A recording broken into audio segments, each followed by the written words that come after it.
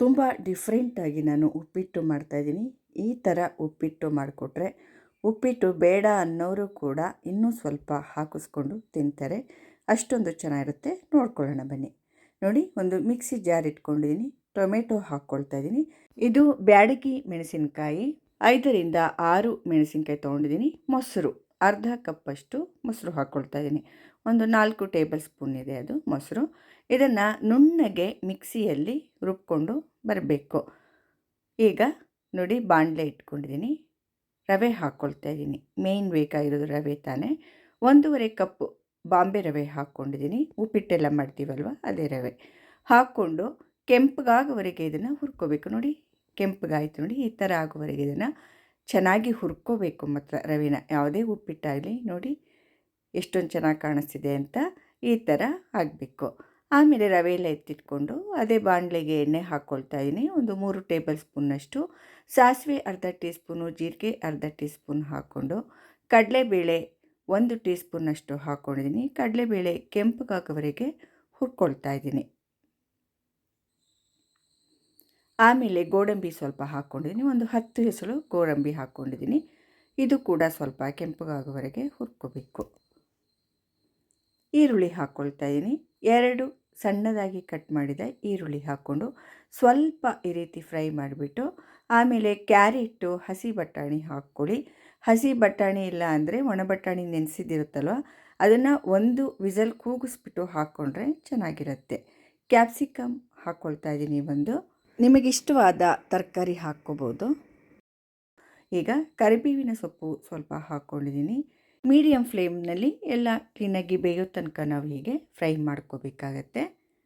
ಈಗ ಬೆಂದಿದೆ ಇದು. ತರಕಾರಿ ಬಟಾಣಿ ಎಲ್ಲ ಚೆನ್ನಾಗಿ ಬೆಂದಿದೆ ನೋಡಿ. ಬಟಾಣಿ ಎಲ್ಲ ಈ ಥರ ಬೆಂದಿರಬೇಕು. ರವೆ ಹಾಕ್ಕೊಳ್ತಾ ಇದ್ದೀನಿ. ಹುರಿದಂತಹ ರವೆ ಹಾಕ್ಕೊಂಡು ಸ್ವಲ್ಪ ಹೊತ್ತು ಹೀಗೆ ಆ ಒಗ್ಗರಣೆ ಒಳಗೆ ಇದನ್ನು ಈ ರೀತಿ ಬಾಡಿಸ್ಕೋಬೇಕು. ರುಚಿ ಚೆನ್ನಾಗಿರುತ್ತೆ.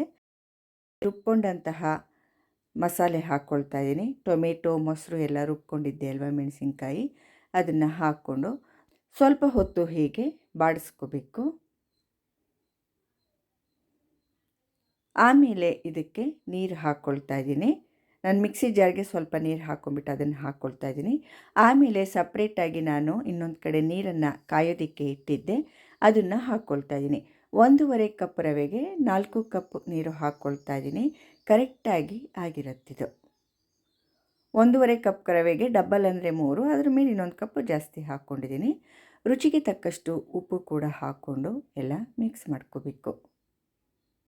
ಎಷ್ಟೊಂದು ಚೆನ್ನಾಗಿ ಕಾಣಿಸ್ತಾ ಇದೆ ಅಲ್ವಾ. ಈಗ ಇದಕ್ಕೆ ಒಂದು 3 ಟೇಬಲ್ ಸ್ಪೂನಿನಷ್ಟು ಕಾಯಿ ತುರಿ ಹಾಕ್ಕೊಳ್ತಾ ಇದ್ದೀನಿ. ಕಾಯಿ ತುರಿ ಆಪ್ಷನಲ್ಲು, ಇದ್ದರೆ ಹಾಕ್ಕೊಳ್ಳಿ, ಇಲ್ಲ ಅಂದರೆ ಬೇಡ. ಕಾಯಿ ತುರಿ, ಗೋಡಂಬಿ 2 ಅಷ್ಟೇ ಆಪ್ಷನಲ್ಲು, ಇದ್ದರೆ ಹಾಕ್ಕೊಳ್ಳಿ, ರುಚಿ ಚೆನ್ನಾಗಿರುತ್ತೆ. ಎಲ್ಲ ಮಿಕ್ಸ್ ಆದಮೇಲೆ ಲೋ ಫ್ಲೇಮ್ ಮಾಡಿಬಿಟ್ಟು ಒಂದು 2 ನಿಮಿಷ ಹಾಗೆ ಮುಚ್ಚಿಟ್ಬಿಡಿ. 2 ನಿಮಿಷ ಆದಮೇಲೆ ತೆಗೆದುಬಿಟ್ಟು ಮುಚ್ಚಳನ ಕೊತ್ತಂಬರಿ ಸೊಪ್ಪನ್ನು ಉದುರಿಸ್ಕೊಳ್ತಾ ಇದ್ದೀನಿ. ಮತ್ತೆ ಎಲ್ಲ ಮಿಕ್ಸ್ ಮಾಡ್ಕೊಳ್ತಾ ಇದ್ದೀನಿ ನೋಡಿ. ಈಗ ಉಪ್ಪಿಟ್ಟು ರೆಡಿ ಆಯಿತು. ಮಸಾಲ ಮೊಸರು ಉಪ್ಪಿಟ್ಟು ರೆಡಿ ಆಯಿತು. ಎಷ್ಟು ಚೆನ್ನಾಗಿ ಕಾಣಿಸ್ತಿದೆ ನೋಡಿ, ಅಷ್ಟೇ ರುಚಿಯಾಗಿರುತ್ತೆ. ಬೆಳಿಗ್ಗೆ ಉಪ್ಪಿಟ್ಟು ಮಾಡಿ ಸಂಜೆ ತಿಂದರೂ ಕೂಡ ಅದ್ರ ರುಚಿ ಒಂದು ಚೂರು ಚೇಂಜ್ ಆಗಿರೋದಿಲ್ಲ. ಅಷ್ಟೊಂದು ರುಚಿಯಾಗಿರುತ್ತೆ. ಖಂಡಿತ ಟ್ರೈ ಮಾಡಿ, ನಿಮಗೆಲ್ಲ ತುಂಬ ಇಷ್ಟ ಆಗುತ್ತೆ ಉಪ್ಪಿಟ್ಟು. ನಿಮಗೆಲ್ಲ ಈ ಮೊಸರು ಮಸಾಲ ಉಪ್ಪಿಟ್ಟು ತುಂಬ ಇಷ್ಟ ಆಗಿದೆ ಅಂದ್ಕೊಂಡಿದ್ದೀನಿ. ದಯವಿಟ್ಟು ನನ್ನ ಚಾನಲ್ಗೆ ಸಬ್ಸ್ಕ್ರೈಬ್ ಆಗೋದನ್ನು ಖಂಡಿತವಾಗಿ ಯಾರೂ ಮರೆಯಬೇಡಿ. ಲೈಕ್ ಮಾಡಿ, ಸಬ್ಸ್ಕ್ರೈಬ್ ಮಾಡಿ ಹಾಗೂ ಕಮೆಂಟ್ಸ್ ಮೂಲಕ ತಿಳಿಸಿ ಅಂತ ಹೇಳ್ತಾ ಎಲ್ಲರಿಗೂ ನನ್ನ ಧನ್ಯವಾದಗಳು.